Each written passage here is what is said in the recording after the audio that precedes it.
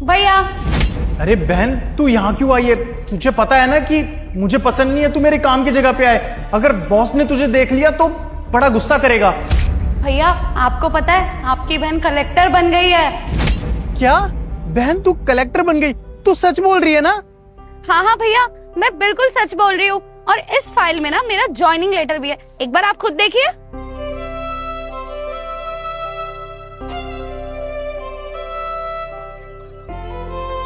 बहन मैं सच में बहुत खुश हूँ।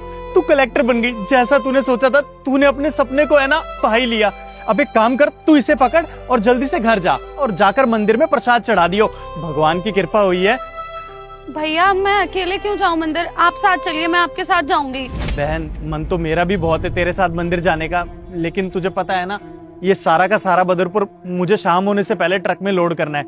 अगर मैं नहीं कर पाया तो साहब मुझे काम से निकाल देंगे। अरे भैया तो निकाल देने दीजिए ना काम से, क्या परेशानी है। अब आपकी बहन कलेक्टर बन गई और आप खुद सोचिए ना, एक कलेक्टर का भाई ये सब करते हुए क्या अच्छा लगेगा? ये बदरपुर उठाते हुए अच्छा लगेगा? अब ना कमाने की जिम्मेदारी मेरी है और घर पर आराम करने की आपकी। अरे नहीं बहन, तू ऐसे मत बोल। तुझे पता है ना आज तू कलेक्टर बनी है तो मेरे इस काम की बदौलत ही। मैं जो ये मेहनत करता था दिन रात, इसी से ही तूने भी मेहनत करके आज कलेक्टर बनी है। और तुझे ये भी पता है जब तेरे को पढ़ाई पूरी करनी थी तो साहब ने बिना सोचे समझे 1 लाख रुपए मुझे ऐसे ही दे दिए थे। अब मैं उन्हें बिना बताए चला जाऊंगा तो उन्हें ऐसा लगेगा कि मैं पैसे लेकर भाग गया हूँ, और मुझसे ये नहीं होगा बहन। भैया मैं जानती हूँ कि आपके मालिक के हमारे ऊपर बहुत सारे एहसान है, लेकिन हम उनके पैसे लौटा देंगे ना। अब तो मैं कमाने लगी हूँ, जैसे ही पैसे आएंगे सबसे पहले हम उनके पैसे लौटाएंगे। लेकिन इसका मतलब ये तो नहीं कि आप यहाँ पर पूरी जिंदगी ये सब करते रहेंगे। मम्मी पापा के जाने के बाद ना आप ही थे जिसने दिन रात मेहनत करी ताकि मैं इस मुकाम तक पहुँच सकूँ। अपने सपनों को कॉम्प्रोमाइज करा ताकि मैं कलेक्टर बन सकूँ। और तो और पैर में चोट लगने के बावजूद भी आप संडे को भी काम करने जाते थे, सिर्फ इसलिए कि आपको थोड़े एक्स्ट्रा पैसे मिल जाएंगे तो मैं कोचिंग चली जाऊंगी।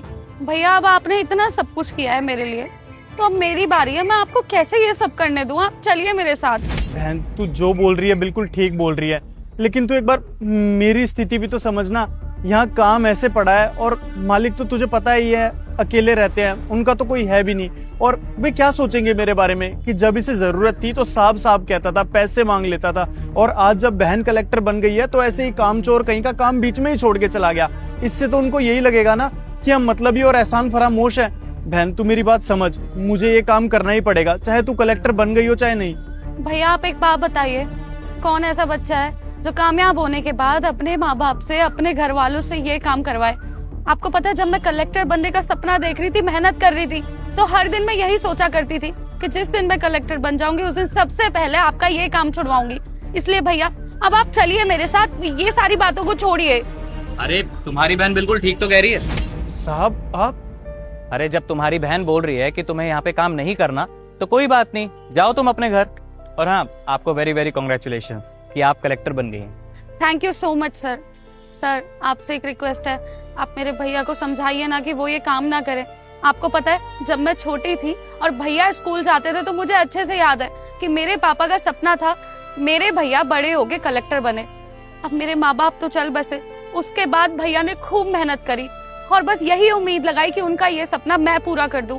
और आज जब ये सपना पूरा हो गया तो आप खुद सोचिए ना, कौन सा बच्चा ऐसा है जो अपने घर वालों को ये काम करने देगा? इसलिए प्लीज आप एक बार बोल के देखिए ना, क्या पता भैया आपकी बात मान जाए। और सर मैं अच्छे से जानती हूँ कि आपके बहुत एहसान है हमारे ऊपर, आपने हमेशा हमारी समय पे वक्त करी, पैसे दिए, लेकिन मैं आपसे प्रॉमिस करती हूँ आपको 1-1 रुपया लौटा दूंगी। लेकिन सर आप मेरे भैया को समझाइए ना, वो ये काम ना करें अब। हाँ, मैं आपकी बात से सहमत हूँ। और गौरव, तुम्हारी बहन ना बिल्कुल ठीक कह रही है। ऐसे अच्छा थोड़ी ना लगता है कि एक कलेक्टर का भाई मजदूरी की जॉब करे। देखो ये सब अच्छा नहीं लगता, तो अपनी बहन की बात मानो और जाओ घर अपने। और अब से ना ये काम करने की भी तुम्हें जरूरत नहीं है, तुम ये काम छोड़ दो। लेकिन साहब आपसे 1 लाख रुपए उधार भी तो लिए हैं मैंने, वो भी तो लौटाने हैं, ऐसे कैसे काम छोड़ दूं? अरे तो क्या हो गया, अगर मैंने तुम्हें पैसे दिए इसका मतलब ये थोड़ी ना है कि मैंने तुम्हें खरीद लिया। और वैसे भी ये जो नौकरियां है ना, ये इंसान तभी करता है जब उसको पैसों की जरूरत होती है। अब तुम्हारी बहन इतनी बड़ी पोस्ट पे है, वो कलेक्टर बन गई, तो तुम्हें ये काम करने की भी कोई जरूरत नहीं है। अच्छा सर आप मुझे एक बात बताइए, अगर आपके मम्मी पापा या घर में कोई और ऐसे छोटा मोटा काम कर रहा होता, मजदूरी कर रहा होता, और आप कलेक्टर बन जाते या कोई बड़े अफसर बन जाते, तो आप उनको ये काम करने देते? अरे नहीं नहीं, अगर मेरी फैमिली में से कोई कलेक्टर बन जाता या किसी अच्छी पोस्ट पे चला जाए तो मैं उसको ये मजदूरी का काम नहीं कर पाऊंगा। देखो गौरव, मेरी बात मानो, तुम्हारी बहन बिल्कुल ठीक कह रही है। अब तुम ये नौकरी छोड़ो और अपनी बहन की बात मान लो। साहब, आप तो यहाँ घर में अकेले रहते हो और आपका सारा परिवार गांव में रहता है, और जो आपका घर का छोटा मोटा काम होता है, अब मैं चला जाऊंगा तो वो कौन करेगा साहब। इसीलिए मुझे नौकरी से मत निकालिए साहब, मुझे आपकी सेवा करनी है। अरे तू इस काम की टेंशन मत ले, मैं तेरी जगह किसी और को रख लूंगा काम पे। अब देख, इतनी बड़ी खुशी का दिन है, तेरी बहन कलेक्टर बन गई है। अब अपनी बहन की बात मान और सारे मिलकर मंदिर जाओ और प्रसाद बांटो। और हाँ, अपने गाँव में भी मिठाई बांटना, लेकिन मेरे लिए मिठाई का डब्बा लेना मत भूलना। तो साहब, आपको जब भी हमारी किसी भी मदद की जरूरत पड़े, आप कोई संकोच मत करिएगा, एक फोन करिएगा, हम जरूर आपके पास आएंगे।